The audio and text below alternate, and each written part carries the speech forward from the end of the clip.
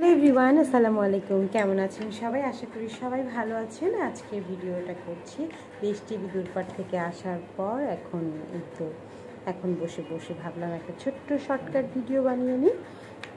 এখানে অনেকগুলো টুলস, সেই টুলস নিয়ে বসেছি। এই যে টেবিল ভর্তি টুলসগুলো দিয়ে কোনটা কখন কী করব সেটাই ভাবছি। এতগুলো টুলস রাখা আছে, কখনো সবগুলো ইউজই করা হয়নি, কিন্তু টুলস জমিয়ে রাখাটা আসলে নেশা। এগুলো কখনো ওরকম পাবলিকলি আনা হয়নি। মাঝে মাঝে আমরা কয়েকটা ফটোশ্যুট করেছিলাম, তারপর কয়েকটা কাজ করেছিলাম বড় বড়, তখন কিছু কিছু জিনিস বের করেছিলাম। তো বক্সটা নষ্ট হয়ে গিয়েছে, তারপরে এই জন্য সবগুলো আবার ভিতরে রেখে দিয়েছিলাম। তো অনেকে বলছিল যে টুলস দেখতে চাই, তাই টুলসগুলো আজকে বের করে নিজেই আগে দেখতেছি। নিজে দেখা হয়ে গেলে তারপর সবাইকে দেখাবো। আগে যেটা হয়তো আমার অনেক শখ ছিল টুলস কেনার, তাই যখন যেখানে যেরকম টুলস পেতাম সেটাই কিনতাম। তখন তো আসলে মাথার মধ্যে ওই চিন্তা ছিল না, আল্লাহ আমার এটা দিয়ে ইনকাম করতে হবে, এটা দিয়ে আমি অনেক টাকা পাবো, এরকম কোনো ধারণাই ছিল না। কারণ এগুলো একদম ধারণার বাহিরে ছিল যে এখান থেকে আমি আর্ন করতে পারবো। যখন দেখলাম যে আসলে সবাই অনেক বেশি পছন্দ করছে, তখনই আমি এখান থেকে আর্ন করতে পারছি। আবার এখন অনেকের ক্ষেত্রে দেখা যায় যে হ্যাঁ, আমরা এটা আর্ন করতে পারবো, এই জন্যই আমরা এই কাজটা শুরু করছি। আসলে এটা না করে এটা আমাদের আসলে শখের জায়গা থেকে শুরু করতে হবে, তাহলেই কিন্তু আমরা কাজটা সামনের দিকে এগিয়ে নিয়ে যেতে পারবো। তা না হলে কিন্তু আসলে একটা পর্যায়ে গিয়ে মনে হবে যে না থাক, স্টপ করে দিই। আবার আর্ন না হলে সেটাও কিন্তু ভালো লাগবে না, যে এত কাজ করতেছি কিছুই হচ্ছে না, তখনও কিন্তু ভালো লাগবে না। এই যে আমার ব্যাকগ্রাউন্ড মিউজিক দেওয়া শুরু করছে সুমি খালা, অনেকক্ষণ তো এমনি ছিল, তো আবার ও চিন্তা করতেছে যে খালি খালি আমার কথাগুলো মানুষ শুনবে, একটু ব্যাকগ্রাউন্ড মিউজিক দিয়ে দিই। তাই সে করে একটা মিউজিক দিয়ে দিচ্ছে।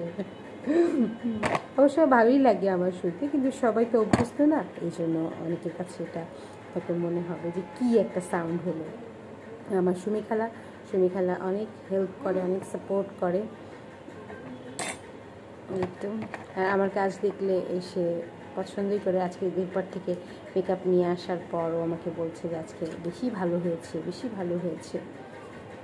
মানে আকার ইঙ্গিতে তো বুঝিয়ে দেয় যে হ্যাঁ কেমন হয়েছে না হয়েছে। এগুলো আগামী আরও 2 দিন আছে, 2 দিন করলে ইনশাল্লাহ এই বছরের মতন কাজ শেষ হবে ইনশাল্লাহ। আল্লাহ বাঁচায় রাখলে নেক্সট টাইম আবারও দূরপাঠ নিয়ে হাজির হব, দূরপাঠের যে কোনো একটা কোর্স নিয়ে হাজির হব। তো আমার খুব ইচ্ছা আছে যে আমি সালাদ নিয়ে আসবো। আর সালাদ নিয়ে আমি কাজ করা শুরু করেছি অলরেডি, এবং চেষ্টা করছি সালাদটাকে একটু ভালো করে সামনের দিকে এগিয়ে নিয়ে যাওয়ার। আমি কিছু সালাদের কোর্স করব, অনলাইন অফলাইন দুটোই করব। দেখা যাক, সালাদের প্রো হওয়ার চেষ্টা করছি। সালাদ প্রো, আমার ইয়ার নামে রেখে দিই সালাদ প্রো। ভাবিরা বললাম দিচ্ছে সালাদ ক্রাশ।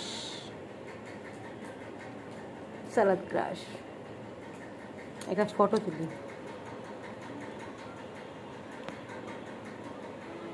আজকে আমার আইব্রোটা অনেক সুন্দর। যখন আইব্রোটা করতেছে না, তখনই ও রাজি আপু বলছে, ও আপু কি তো আজকে সেই আইব্রো বানাই দিচ্ছেন।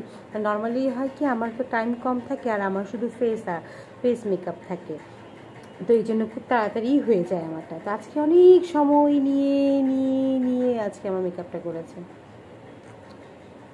তো আমার মেকআপ দেখে প্রেজেন্টার আপু বুবলি আপু বলছে যে এরপরেই কিন্তু আমাকেও এই আই লুকটা দিবেন। দেখি আই লুকটা স্মোকি আই।